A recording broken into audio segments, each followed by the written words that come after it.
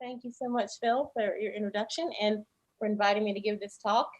Also, thank you very much to the Dublin Festival of History for their generosity in asking me to give another talk this year. I always feel very fortunate to participate in this amazing festival.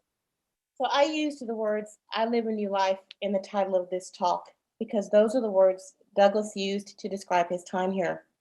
He did live a new life here, which shaped and expanded his worldview and in turn influenced his life's work as an abolitionist and as an advocate for human rights. This first trip to Ireland, he did visit here again later in his life, but this first trip was life-changing for Douglass. And like any life-altering experience, it changed his perspective on a number of levels, on himself and in what capacity he would be able to serve the cause of freedom in the future. And it changed his perspective on the world, and giving him an understanding of the chains of suffering that linked the oppressed in Ireland to the oppressed in America. So in examining those changes of perspective that his trip facilitated, I'd like to talk a bit about Douglass's background so that you understand who he was by the time he came to Ireland, his trip here, and then a bit about that trip's influence on his work and his perspective once he returned to the United States. In preparation for my talk, in addition to my own research of Douglass's writings and archival reports of his visit to Ireland, I researched the work of Douglass scholars, including William McFeely, David Blight, Tom Chaffin, Lawrence Fenton, and Christine Keneally, as well as historians Eric Foner and David Olusoga. All of their work underpins what I'll tell you tonight. And also, as much as possible, as you'll see, I've used Douglass's own words throughout this talk because they are so powerful in communicating how he was treated, what he witnessed, and how he felt when he was here. And just a note on the document booklets that the festival will pass along to you from me, because it's difficult in 50 minutes or an hour to give you a real sense of Douglass's visit here and a real sense of him as a person. I thought it'd be useful for you to have some documents from the period. So there's some write-ups from the Freeman's Journal on Douglass's talks in Dublin, advertisements for one of his talks and for his narrative in what was then the Cork Examiner, a write-up from the Belfast newsletter, and copies of American documents that I'll reference later in the talk. I always find that documents make history come alive, so I hope they'll do the same for you with reference to Douglass. In the struggle for African American equality and civic inclusion in the United States, before the epic names that everyone would be familiar with, Martin Luther King Jr., W.E.B. Du Bois, Booker T. Washington, Frederick Douglass blazed that trail. He is a towering figure in American history.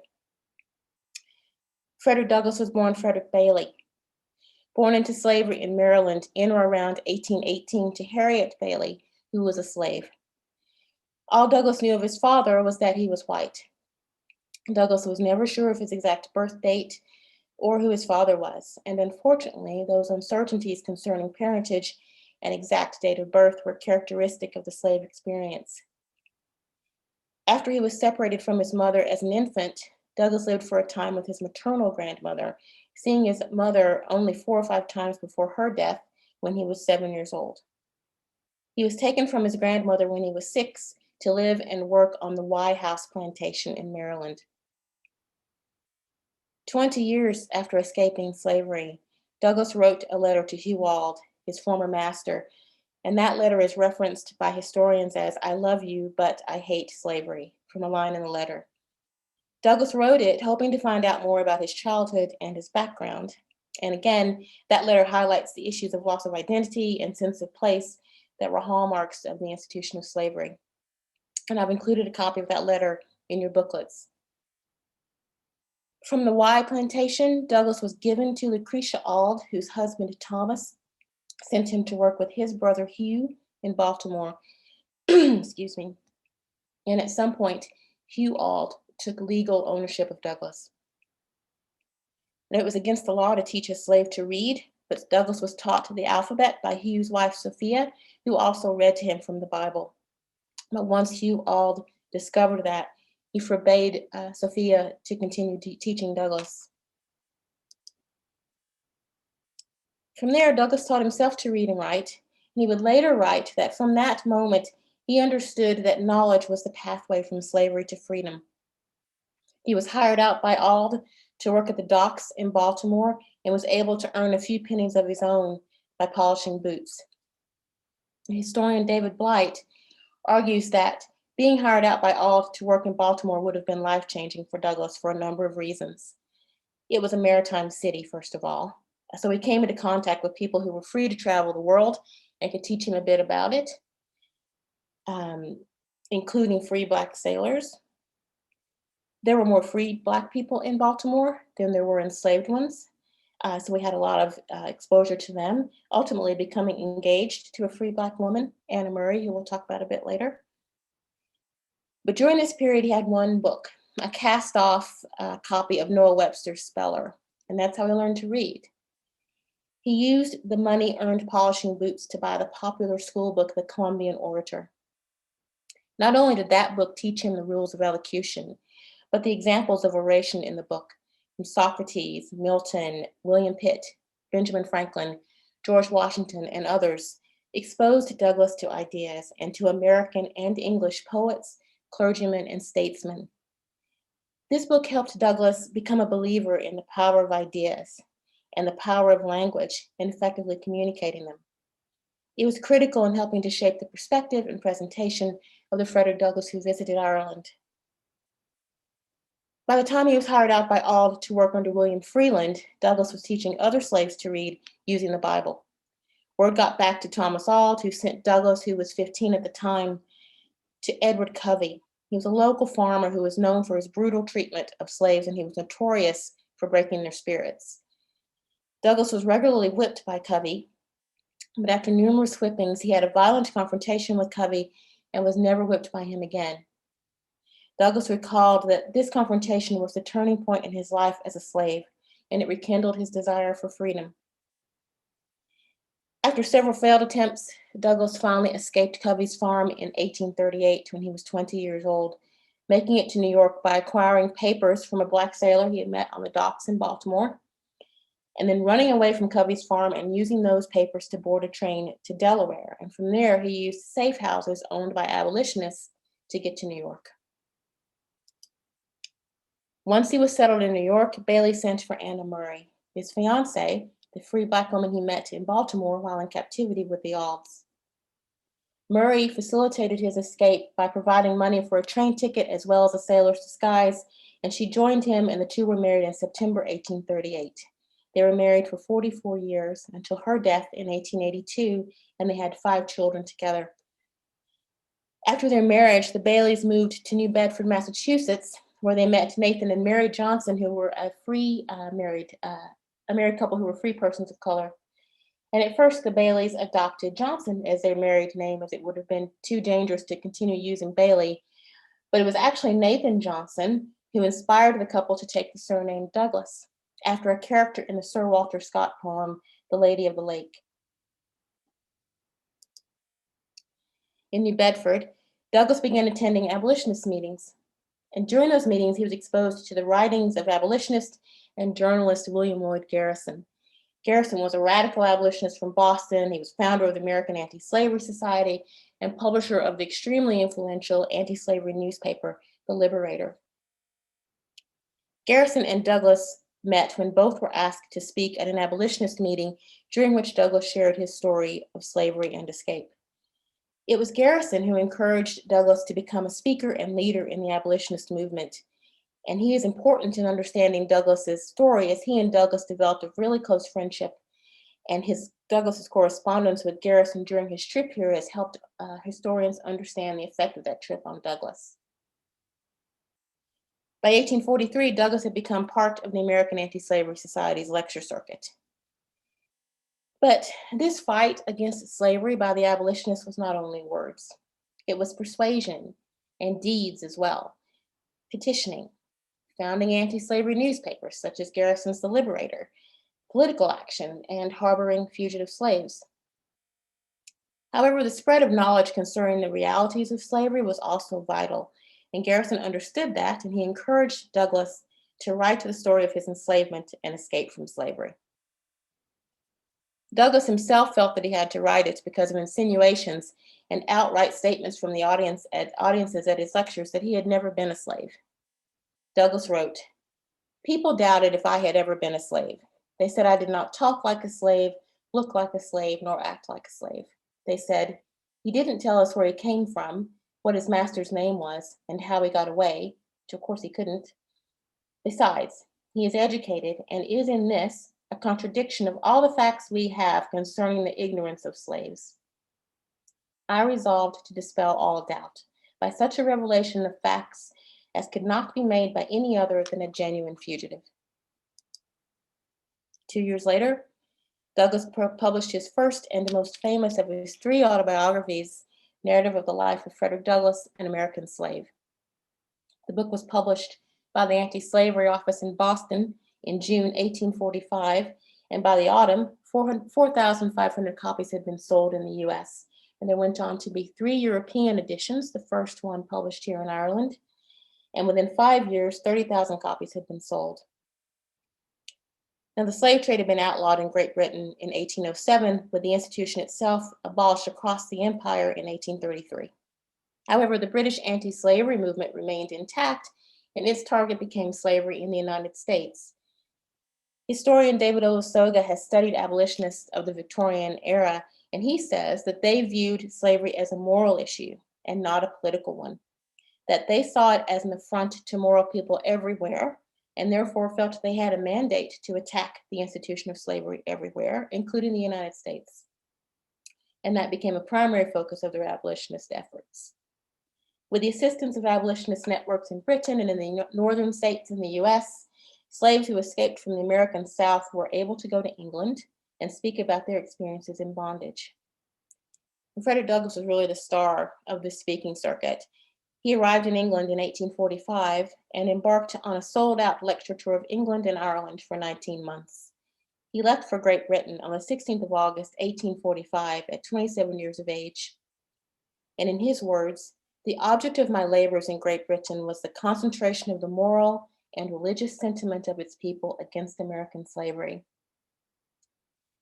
Douglass arrived in Ireland on the 31st of August, and the themes of his talks in Ireland were his core anti-slavery message, corollary talks that targeted American churches' links to slavery, and he also spoke out in support of temperance. I'll discuss his sojourns in Dublin, Cork, and Belfast, but he also visited Limerick, Wexford, and Waterford during the 5 months he was here, from August 1845 to January 1846. Abolitionists supported several reform movements in addition to the abolition of slavery, including pacifism, the extension of women's rights, and temperance. Frederick Douglass spoke at several temperance rallies in Dublin, including rallies in Selbridge and Booterstown, both hosted by Father Theobald Matthew. It seems that the opportunity to speak on an issue other than slavery, that his opinion would have carried as much value as those of white speakers, meant a great deal to Douglass. In a letter to Garrison regarding the overwhelming number of invitations he received to speak at temperance rallies, Douglass wrote, "I have invitation after invitation to address temperance meetings, which I am compelled to decline. How different from my treatment at home. In this country, I am welcomed to the temperance platform side by side with white speakers, and I am received as kindly and warmly as though my skin were white." And that letter to Garrison brings up a really interesting point about American abolitionists. As historian Eric Foner points out, while abolition was the first racially integrated social movement in America and the first to make equal rights for African Americans a central component of its political platform, it was also very much a product of its time and place. Because of that, there was an aspect of racist behavior in the American abolitionist movement in that white men were in the decision-making positions. Even Douglass wrote that after a year or two on the American Anti-Slavery Society's lecture circuit, he had been reading more and he wanted to add some philosophy about American freedom in his lectures. But he was told, "You just tell your story, we'll take care of the philosophy." But as Foner also says, what is amazing about American abolitionists is not that they were products of their time, but the extent to which they were able to rise above it, refusing to compromise on the principle that a slave was a moral being and therefore could not be owned. So American abolition was very much a two-sided coin, and I tell you that to give you some context on Douglass's interactions with Irish abolitionists. Douglass intended to stay in Dublin for 4 days, but stayed for nearly 6 weeks, which is something I can relate to. I often extended my visits to Dublin when I visited here from America. It's that kind of place.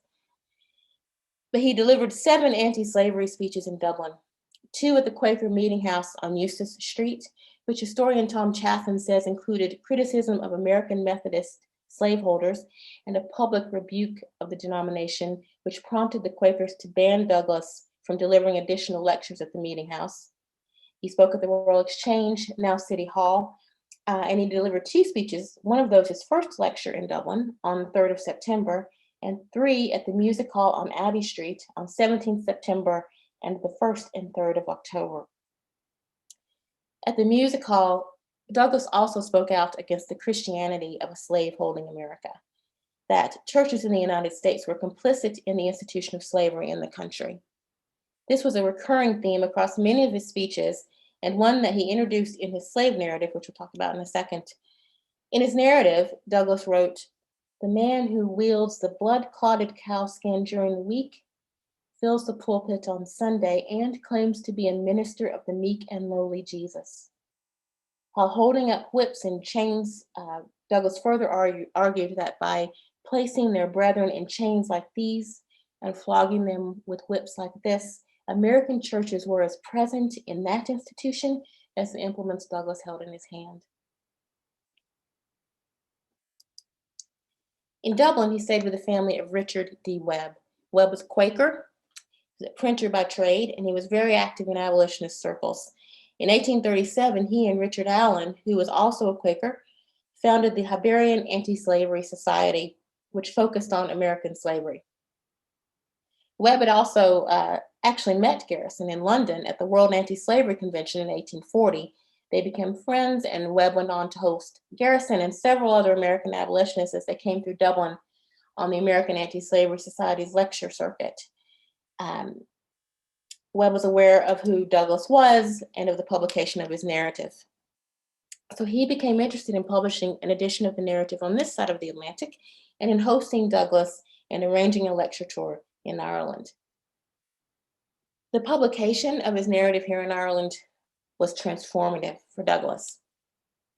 If you take a look at the narrative, and I hope you'll be able to do that online or in the libraries, you'll see that it contains a preface from William Lloyd Garrison and a letter from Wendell Phillips, both prominent abolitionists, white male abolitionists. This was the convention for the publication of slave narratives. Introductions or prefaces by respected white male abolitionists served to vouch for the author as well as the authenticity of the narrative. Webb printed an initial 2,000 copies of the narrative, which sold out. And in working with Webb, in planning the next printing run, Douglass decided to write his own preface to his narrative, which would precede the Garrison and Phillips documents in the publication.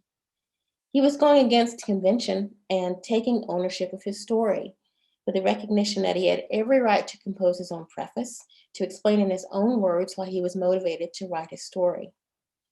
This was a life-changing decision for him, I think, and I also think it was influential in his decision to launch his own newspaper when he returned to the United States, and we'll talk about that a little bit later. I will say that when I gave this talk for the first time at Kevin Street Library for the Dublin Festival of History in 2018, there was an audience member who had a copy of that edition of the narrative with Douglass's preface ahead of the other 2 documents, and it was amazing to see that still floating around.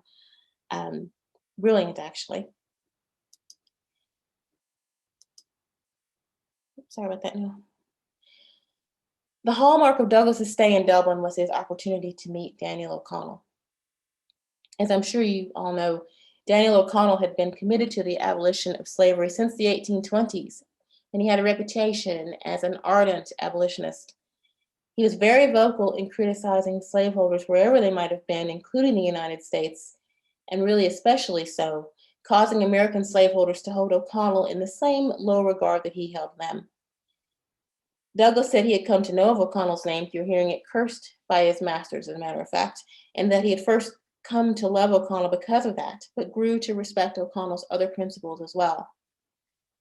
Douglass heard that O'Connell was speaking on the 29th of September at Conciliation Hall, the headquarters of his Loyal National Repeal Association down on Burke Quay, and he went to try and hear him speak. It was a huge crowd, but he managed to get into the hall, and as the crowd was leaving, he started to work his way up to the front of the hall just to get a glimpse of Daniel O'Connell. But ultimately, he was introduced to him that day by O'Connell's son, John, and O'Connell, who was aware of Douglass's reputation, asked him to say a few words to those who remained in the audience. Now, I chose not to share those words with you because decades after his trip to Dublin, Douglass wrote about meeting Daniel O'Connell and hearing him speak that day. And I think hearing those words about that meeting and his observations of O'Connell will demonstrate Douglass's admiration for him much better than I could. So I wanted to share those with you. Until I heard of this man, I had thought that the story of his oratory and power were greatly exaggerated. His eloquence came down upon the vast assembly like a summer thunder shower upon a dusty road. I never heard it surpassed, if equaled, at home or abroad. In Dublin, when he had been absent from that city a few weeks, I saw him followed through Sackville Street by a multitude of little boys and girls, shouting in loving accents, "There goes Dan, there goes Dan." He was called the Liberator, and not without cause, for though he failed to effect the repeal of the union between England and Ireland, he fought out the battle of Catholic emancipation and was clearly the friend of liberty the world over. In introducing me to an immense audience in Conciliation Hall, he playfully called me the Black O'Connell of the United States. No transatlantic statesman bore a testimony more marked and telling against the crime and curse of slavery than did Daniel O'Connell. He would shake the hand of no slaveholder, nor allow himself to be introduced to one if he knew him to be such.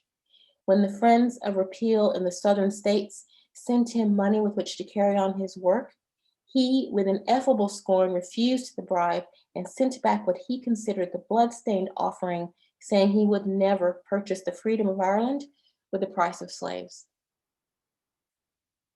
Brilliant words there. And the two never corresponded, and O'Connell would pass away just 2 years later, but his influence on Douglass is visible, obviously, in that passage, and in the numerous references he made to O'Connell in his writings and speeches. Another life-changing influence on Douglass was the poverty that he witnessed in Ireland. When Douglass arrived here in 1845, the famine had just begun to take hold, but there was already widespread poverty here. In a letter he wrote to Garrison, Douglass described what he saw and its effect on him. I spent nearly 6 weeks in Dublin, and the scenes I there witnessed were such as to make me blush and hang my head to think myself a man. I speak truly when I say I dreaded to go out of the house. The streets were almost literally alive with beggars. I have had more than a dozen around me at one time, men, women, and children, all telling a tale of woe which would move any but a heart of iron. He also visited what he described as the mud huts of the poor, and in that same letter to Garrison, he wrote, "I see much here to remind me of my former condition, and I confess I should be ashamed to lift up my voice against American slavery, but that I know the cause of humanity is one the world over. He who really and truly feels for the American slave cannot steel his heart to the woes of others." I think witnessing that level of poverty here opened Douglass's eyes to, as William McFeely says, the chain that linked all suffering people. And that altered view, in combination with his exposure to O'Connell's worldview, shaped his political perspective going forward, and I think made it a broader one. There's not much he could do at that point, but historian Christine Keneally informed me that Douglass did send back a donation to help the poor here. In Cork, Douglass stayed with the family of Thomas Jennings. Jennings was a soda water and vinegar manufacturer, a temperance advocate. He was a Protestant, a Unitarian, and a leader of the Cork Anti-Slavery Society.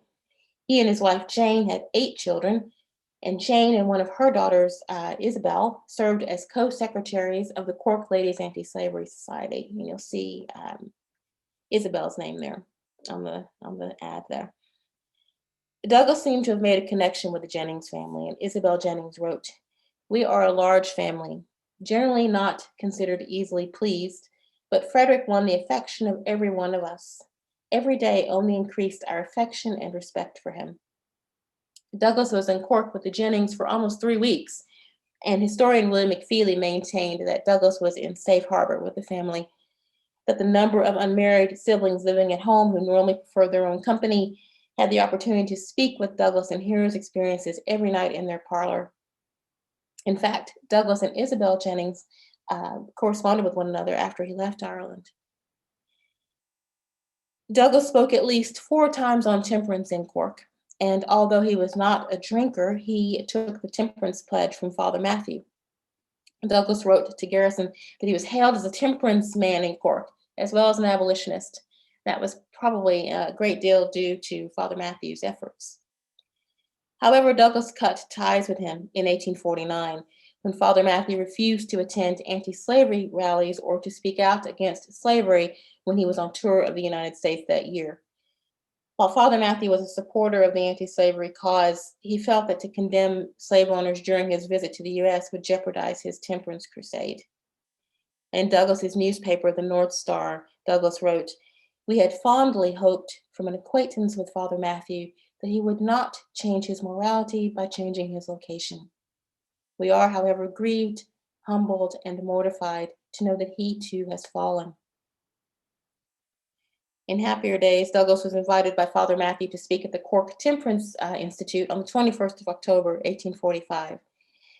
There, in addition to speaking in favor of temperance, he used alcohol as a metaphor, transforming his talk into an anti-slavery speech, saying, "I am deeply engaged in the anti-slavery cause. I am deeply engaged in attempting to get my colored brethren out of slavery. I believe that if we could but make the world sober, we would have no slavery. Mankind has been drunk. I believe that if the slaveholder would be sober for a moment, would consider the sinfulness of his position, hard-hearted as he is, I believe there is humanity enough, if we could get him sober, that we could get a public opinion sufficiently strong to break the relation of master and slave. All great reforms go together." On the 14th of October, Douglass spoke at Lloyd's Hotel, and as he did in most of his anti-slavery speeches, described the painful realities of his bondage. "I was a thing of household property, to be bought and sold or used according to the will of my master. I was subject to all the evils and horrors of slavery, to the lash, the chain, the thumbscrew, and even as I stand here before you, I bear on my back the marks of the lash."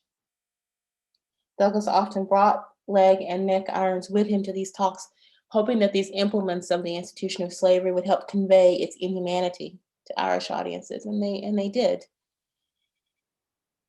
And although there had been 1 or 2 free men of color, men who had been born free, who had visited Ireland on the anti-slavery lecture circuit, and I think one ex-slave from Britain, generally Irish people would not have seen many African Americans and certainly would not have come into contact with many former slaves. But as historian David Olusoga says, Douglass was intelligent. He was an eloquent speaker and well-dressed.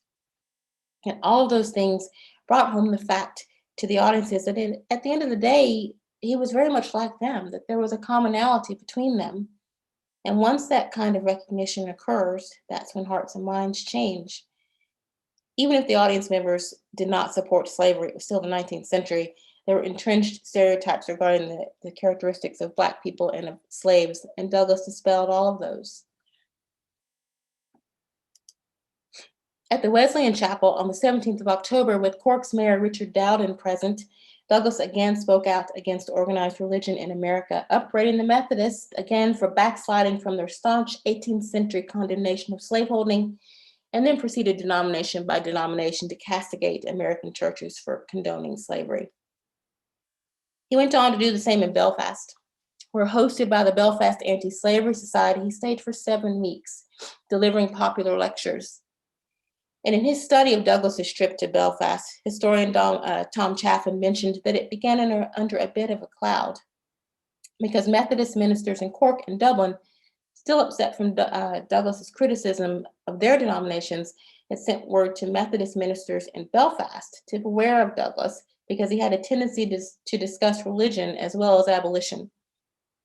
Now, and those comments did initially raise concerns among members of the Belfast Anti-Slavery Society that perhaps Douglass's lectures would be controversial. But Douglass argued that any controversy would draw more attendees, which ultimately is what happened. On the 23rd of December, at the Independence Meeting House in Belfast, Douglass spoke out against Christians who would not reject the fellowship of slaveholders. Tom Chaffin says that one of Douglass's most effective gestures during that speech was to hold up a newspaper clipping and read the announcement of an auction of the estate of a clergyman. For sale was land, together with 27 Negroes, some very fine, a library, chiefly theological, 2 mules, and an old wagon.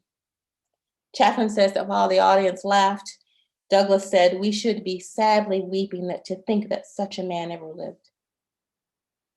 But Chaffin maintains that because Douglass was aware that there was a Protestant denomination of local politics and he conducted himself accordingly, during his visit to Belfast, religion turned out to not be the issue that the Anti-Slavery Society feared it might be.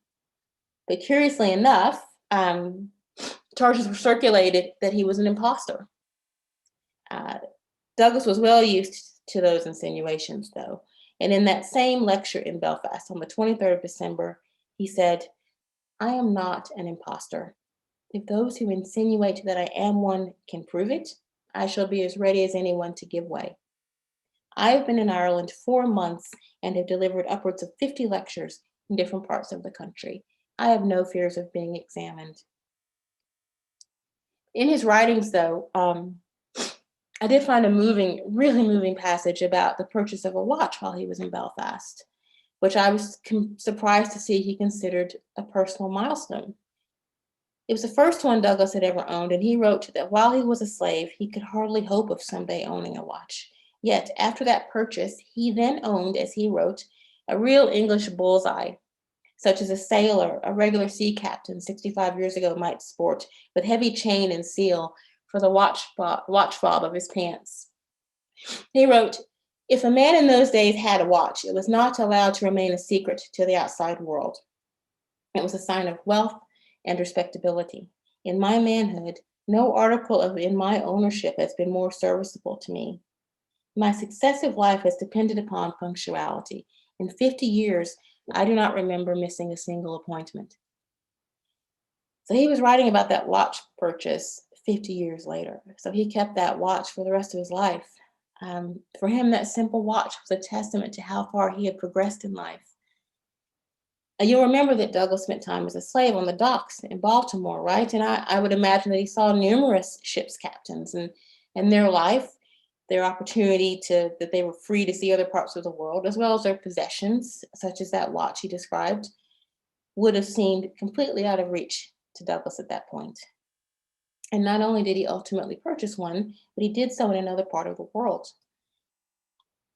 I just found that story so moving, and it really brought home to me the humanity of an American icon. So why were those months in Ireland so transformative for Douglass?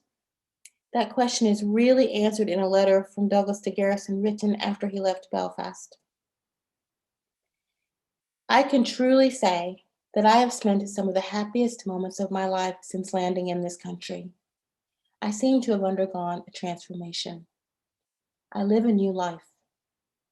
The warm and generous cooperation extended to me by the friends of my despised race, the prompt and liberal manner with which the press has rendered me its aid, the deep sympathy for the slave and the strong abhorrence of the slaveholder everywhere evinced, the cordiality with which members and ministers of various religious bodies and of various shades of religious opinion have embraced me and lent me their aid, the kind hospitality constantly proffered to me by persons of the highest rank of society, and the spirit of freedom that seems to animate all with whom I come in contact, contrasted so strongly with my long and bitter experience in the United States that I look with wonder and amazement upon the transformation. Instead of the bright blue sky of America, I am covered with the soft gray fog of the Emerald Isle. I breathe, and lo, the chattel becomes a man. It's really incredibly breathtaking language there describing what this trip meant to him.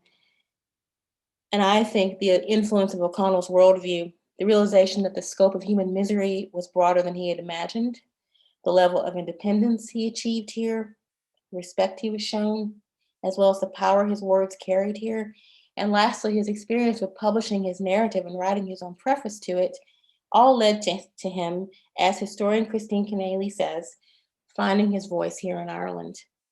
Finding his voice in Ireland, then I would argue, profoundly shaped his life and his work when he returned home to the United States in 1847. Nervous about the possibility of being caught by slave catchers and re-enslaved upon his return to the US, but financially unable to bring his family over to join him in England, Douglass was grateful for the efforts of Ellen and Anna Richardson, Quaker supporters in England who purchased his freedom. Now, many staunch anti-slavery advocates were against the purchase of Douglass's freedom, believing that that tacitly acknowledged the right of a human being to own another. Douglass dealt with this issue in one of his autobiographies, saying that were he not a public figure, he might have agreed with that way of thought, but he felt he could be of more use to his people as a free man.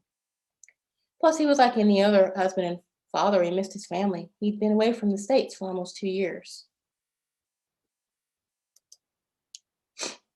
Douglass attended the Women's Rights Convention held at Seneca Falls in New York, July 1848, one of few men to do so, and he was only one of 32 men, along with 68 women, who signed the Declaration of Sentiments. Based on the American Declaration of Independence, the sentiments demanded equality with men before the law in education and employment. In his speech to the convention, which I'm sure you'll find a bit familiar, Douglass said, "All good causes are mutually helpful. The benefits accruing from this movement for the equal rights of women are not confined or limited to women only. They will be shared by every effort to promote the progress and welfare of mankind everywhere and in all ages." Douglass established the North Star newspaper, later called Frederick Douglass's paper, using funds he earned on his speaking tour here. The name of the newspaper referenced the legend that escaping slaves used the North Star in the night sky to guide them to freedom. It was published in Rochester, New York, a city known for its opposition to slavery. And the North Star slogan, you can maybe see it there on the masthead. Right is of no sex, truth is of no color, God is the father of us all, and we are all brethren. As you know, Douglass had deep personal and ideological ties to William Lloyd Garrison. However, by the 1850s, historians argue that Douglass had changed course from Garrison's brand of abolitionism, which was one centered upon moral suasion, refusal to vote, and disunionism, to a more political abolitionism. In the years between the founding of the North Star and the outbreak of the American Civil War in 1861, Frederick Douglass's work was increasingly defining him and making him an increasingly public and therefore political man. During this period, free African Americans were political in the same way that women were, in the public sphere, making speeches, printing pamphlets. In Douglass's case, he published his second autobiography, My Bondage and My Freedom, in 1855. He continued to publish his newspaper as a weekly, in which he advocated Black self-help, racial pride, and access to economic opportunity. He traveled and he spoke on those issues across the northern states, and over the years, historians estimate that he harbored over 100 fugitive slaves in his home in Rochester. But ultimately, Douglass came to believe that the only way African American freedom and equality could become possible was through national conflict and direct federal action. From the beginning of the American Civil War, Douglass campaigned for the inclusion of Black soldiers in the Union Army, which he felt would help them secure citizenship rights. He met with political leaders, including President Abraham Lincoln. He corresponded with influential friends on the subject, and of course, he published editorials in his newspaper. Douglass and President Lincoln met twice during the Civil War.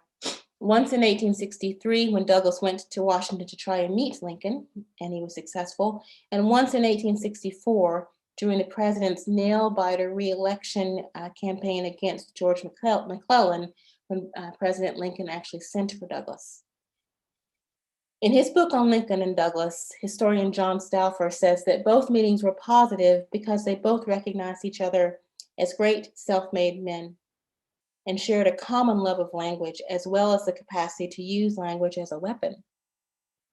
Many historians argue that Douglass's influence, among other factors, helped move Lincoln towards his decision to issue the Emancipation Proclamation in 1863, although Douglass was extremely frustrated with Lincoln's pace toward emancipation.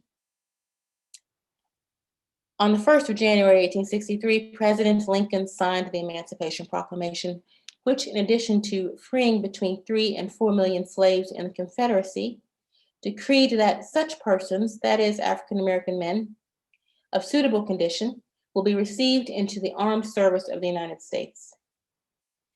Now, the Emancipation story is another story, and the Emancipation Proclamation is another story and really another lecture, because those slaves who were freed were in the rebellious states, where Lincoln, as president of the United States, not the Confederacy, held no influence. Their freedom was dependent upon a military victory by the Union. However, under the terms of the Emancipation Proclamation, President Lincoln gave orders to the abolitionist governor of Massachusetts, John Andrew, to raise soldiers for the 54th and 55th Colored Massachusetts Regiments. Douglass's sons, Charles and Lewis, were among the first African-American recruits to join the 54th Massachusetts Infantry.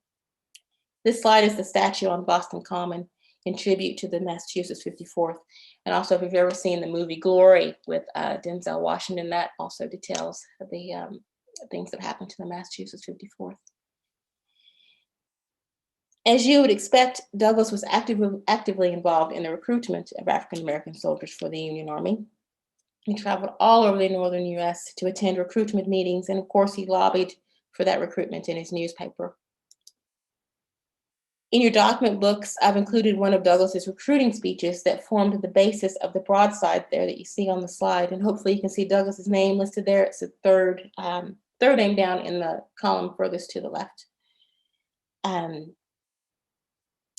Douglass did ultimately criticize President Lincoln over the treatment of African-American soldiers in the Union Army, the fact that they were paid half of white soldiers' salaries and that they were not promoted for valiant service, but he believed in the power of service to the country in creating opportunities for social and political equality. He said, "Once let a Black man get upon his person the brass letters US, and there is no power on earth which can deny that he has earned the right to citizenship in the United States." That was a strategy, and it may sound familiar to you because it was taken up by civil rights advocates in the 20th century as they fought to have African Americans serve in the US military in a meaningful way before President Harriet Tubman desegregated the military in 1948. But the last battle that Frederick Douglass fought for was the collective memory of the American Civil War. After the Compromise of 1877, which ended the Reconstruction period, that period of federal occupation of the South after the end of the Civil War, there were economic and political necessities for the country to reunite. And one of the ways to do that was to shape the collective memory of the Civil War. Historian David Blight, as well as being a Douglass scholar, has done amazing work on the memory of the American Civil War. And in his book, Race and Reunion, two of the visions of Civil War memory that he discusses are: one, the reconciliationist vision, that both sides in the war fought honorably and suffered great loss, and those commonalities should be what was remembered. The second is the vision of collective Civil War memory that Douglass spent the last decades of his life fighting to keep alive in public collective memory, the emancipationist vision, which Blight describes as, quote, "one embodied in several things: in African Americans' complex remembrance of their own freedom, in the politics of Reconstruction, and in conceptions of the war as the reinvention of the Republic and the liberation of Blacks to citizenship and constitutional equality." Blight argues that Douglass was trying to preserve a narrative of the Civil War that put emancipation and Black equality at the core of the Union victory. In public speeches, correspondence, and articles and editorials in his newspaper, Douglass was constantly reminding his audiences that those issues were what the Civil War was about, that the nation was preserved, but that was accomplished by the destruction of the institution of slavery, and that the successful rebirth and future of the Republic depended upon remembering that and following through with the civic inclusion of African Americans. As Blight says, as Douglass did not die until 1895 at 77, he lived long enough to see that emancipationist vision start to be eclipsed by the reconciliationist one. And he certainly lived to see the tactics of terror and violence reinstated in the South by the Ku Klux Klan after the end of Reconstruction, when the federal troops left the South. Now, that picture of reconciliation on the slide is from 1913, but these competing visions of Civil War memory are still in play today in the US and are visible in disagreements over the use of the Confederate flag and the presence of statues glorifying the Confederacy. Frederick Douglass was fighting that battle over 100 years ago. And coming back to the tools for that fight and for so many other fights that he gained here in Ireland, in conclusion, Douglass's trip to Ireland was instrumental in that personal and professional development through the influence of Daniel O'Connell's worldview, witnessing the aspects of human misery that existed outside of American slavery, and the autonomy that he experienced here, both in presenting his ideas in public and in presenting his ideas through his narrative. Glasgow-based poet Tawan Asadwali, who has been inspired by Douglass, said, "Frederick Douglass had a vision, and it's difficult carrying a vision because not everyone around you can see it. The abolition of slavery, civic inclusion for African Americans, the extension of women's rights and human rights, along with the understanding that his words carried weight and could affect change, were all part of Douglass's life's work and vision, and I believe the foundation of that vision was laid here in Ireland." Thank you. I'll stop there, but I'll take any questions that you have. We have a few questions here, so I will read the three from Kieran Violan first. Okay. First one is, did Douglass's views on the temperance movement impact on his view of the Irish people living in poverty? Did Douglass consider the Irish people somewhat responsible for their poverty due to their fondness for drink? Not that I'm aware of. Not that I'm aware of at all. But probably in the book you have by Christine Keneally there at the library, Phil, that has more of his sort of primary documents on that. You might find more, but I don't think so, no. Yeah. And how did Douglass reconcile his views on Irish people in Ireland living in an oppressed state with Irish Americans who may have actively supported slavery? Well, it was tough for him to reconcile that. You know, I mean, the thing about, there's a great book on the Irish in America and this issue with African Americans by David Roediger. I'll have to send it to you, but it's by David Roediger, Roedigr. It's about working class Irish and working class, obviously, Blacks. So the thing about that was, you come to America, right, as an immigrant, and you are sharing public space, you're working next to African Americans on the docks, you're probably living very close to them, and all that caused a lot of tension. And I'll be honest with you, at that time in America, the easiest way to move up on the ladder was to position yourself against African Americans, you know, and that's just the way it was, and I'm not condoning that, but it was, so that was what happened, and it was very tough to reconcile that. But there were also Irish who served with the Union Army, I mean, obviously, and served with a lot of honor. So there were two sides to that coin, and I think he had a lot of trouble reconciling that. But that was just the way the world was. And you've mentioned one film. So Kira asks, are there any films about Frederick Douglass? Not that I know of, but you know, he does. There would be sort of cameos of Douglass in certain historical films, and the one is Harriet, which is, I think that was maybe 2 years old. That movie. It's about Harriet Tubman and her efforts to guide slaves to the North to freedom, and she meets with several abolitionists in the North, and Frederick Douglass is one of the people in the room. It's very clear to see that it's him, the way he's portrayed. But no, there are no movies about him. But I know that one of his descendants is actually in Ireland, and I cannot think of his name, but he's in Ireland right now researching a television series. You know how they run them now on Netflix as a 10-episode thing. So I don't know that it's through Netflix, but he is in Ireland researching a series. So stay tuned for that. And from Penny Durrell, there's a couple of just observations. So Penny says, many thanks to Cecelia for a fascinating talk. And there was another, yes, John Cobb, many thanks for fascinating that. And what would Douglass think of the Black Lives movement? This is from John Cobb. I think he'd think they were right on target, because, you know, I have another talk that I talk about the road to Black Lives Matter. And, you know, while slavery ended in 1865, this conception of African Americans that Americans had to come up with to reconcile slavery with the American founding documents, that perception of African Americans, that they were untrustworthy, not smart, needed to be controlled, were different in a very serious way, that underpinned everything that went on over the next 100 years, and it made a structural racism present in America. And I think that Douglass, of all people, who say very prescient in fighting battles that are still here today, I think he would, you know, I can't say for sure, but I would imagine he would approve of it. I would have said he probably might have said Black Lives Matter to maybe bring people more into the fold, because he was great with language and great with using it to persuade people. So he might have changed that a little bit, but I think he would have been okay with the spirit of the movement. And Jean Cantwell asks, is there any plaque or monument to Douglass in Ireland?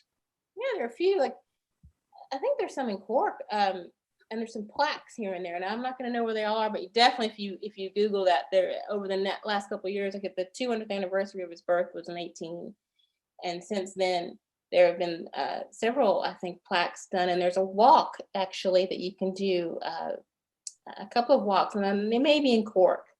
But again, if you Google that, you'll see it. I'm going to probably mangle this name, but I'll try it. Oluda Equiano has the question, who was the Black English man you talked about being in Ireland? Oluda Equiano. Oh, I beg your pardon. My mistake. That was asked by Maria. Equiano. It was Equiano. Yeah, he came through on right. And she must perhaps want to know a little bit more about him, because Maria does write in who was he? He was a former slave in the British Empire. He wrote a narrative as well, a very famous slave narrative, which I'm sure is also available. A bit of it's probably available online, but he would have come through, and probably, again, one of the few ex-slaves that would have been through Ireland. He came through to tell his story as well, because he had written a narrative. So he was on that tour that English abolitionists put these former slaves on to share their story of enslavement and escape, to put forward the humanity of the institution, hopefully bring it to an end in America. Cecelia, there's loads of comments about how fascinating the talk was and how much people enjoyed it. Connor Scott asks, what did Douglass think about the fact that a brutal war appeared necessary for emancipation? That was the thing that had to happen. You know, he was convinced that was what had to happen. Direct federal action in the form of that war. Yeah. And we have just John Conlon just saying that they're watching from Montana. And great. Fantastic. I hope you enjoyed it now, John. I know that growing up in America, we didn't hear too much about the Irish visit here. We only know of him as an American icon, as an abolitionist and civil rights trailblazer. didn't know about the Irish visit until I started researching it here. So I hope the Americans enjoyed that bit.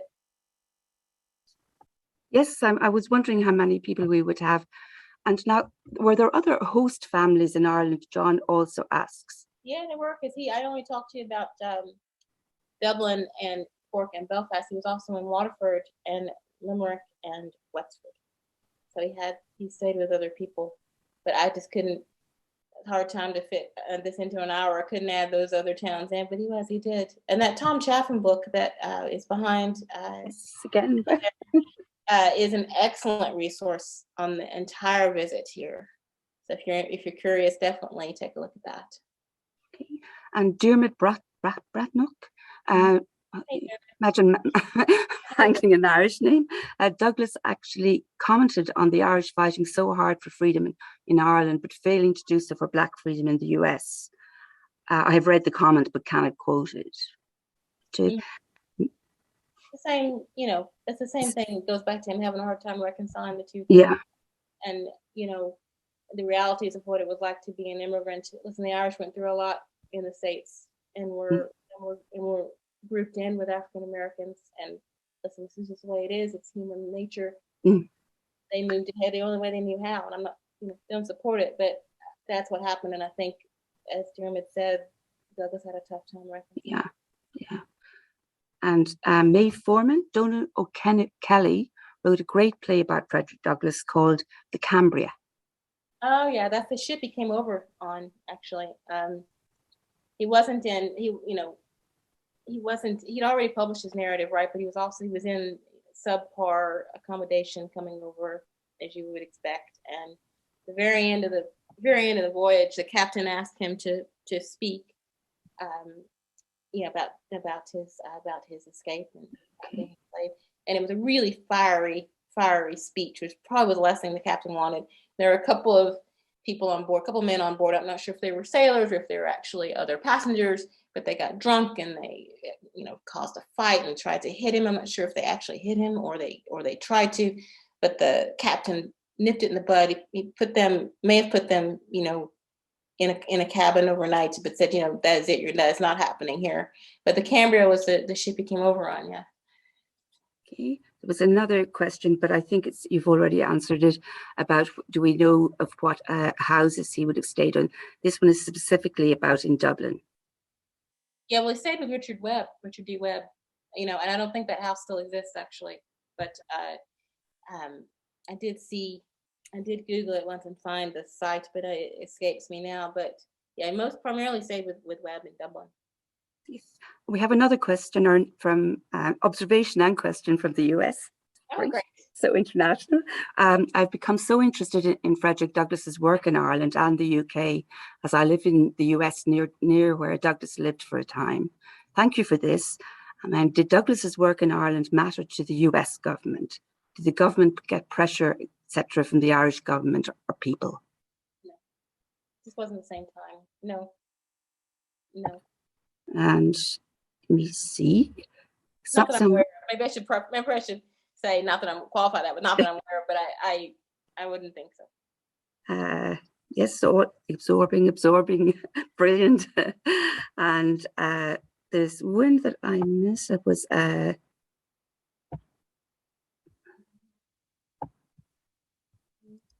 would you recommend Lawrence Fenton's Frederick Douglass in Ireland? Yeah, no, I would. It's a great book, and I've actually. It's here. Yeah, brilliant. I've been on a panel with him and heard him speak about it. He's actually great. Yes, I definitely would recommend that. And so many compliments. And somebody said they're watching from Oregon. Did Douglass talk much or write about the Irish famine? No. That's Aisling Adams. No, not as part. And I was reading about that today, actually. I don't think he did. I mean, mostly it was in that correspondence to Garrison when he was here. But again, if you can grab a bit of that, grab a hold of that Christine Keneally book, there'll be more of it in there. But I don't think he did actually, and he certainly never mentioned it in his talks here. So. Yes, and a couple of people have answered questions. Oh no, Coletta Carl said, I suggested to the IFI in Eustace Street that there should be a plaque on the wall in screen 1. That's the building where Frederick Douglass spoke. Mhm. And now That's there's, a meeting house, is it? That's a quick meeting house site, I suppose. and then somebody said there's one in Imperial Hotel in Cork, Ah, and Douglas is mentioned in Colin McCann's book, Transatlantic. Great talk, Cecelia. And brilliant book. that was another question. Have you read the book, and what do you think of its historical accuracy? Brilliant. I thought it was brilliant. Listen, I'm not one of those historians who, thinks that history should only be communicated through an academic tome. If you want to share history in an accessible way, you do it through a novel, you do it through an accessible history. I think the Colin McCann book is brilliant. It's one of my favorites, actually. And then this is from Maura Waters, regarding the question on support from the Irish government. At the time that Douglas was in Ireland, there was no Irish government. Sorry, I thought there was a question at the end of that. That was just an observation, I beg your pardon. Sure, I'm trying to make sure I can get as many as possible in. And I think, yes, fascinating. So I can't believe how many is there any record of Douglas's contact with the Young Islanders as they were a split from OConnell?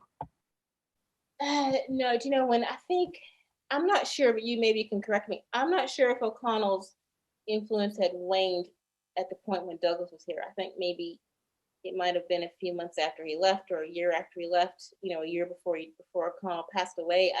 I as far as I know, no, because I think O'Connell was still quite influential when Douglas was here. Yes. Yeah. Thank you. We're expecting you to be very well informed in Irish history as well. I think most of the rest are, and I wanted to get in as many questions as possible in the time. So I think everything else is an observation, and they're incredibly flattering, Cecelia.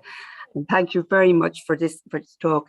And I wanted to also let you know that we do have I think Frederick Douglass is the most extraordinary man I've perhaps ever heard, any person that I've read about or heard about. And we have all the books here that are in, for those of you who are not members of the public libraries in Ireland, go join.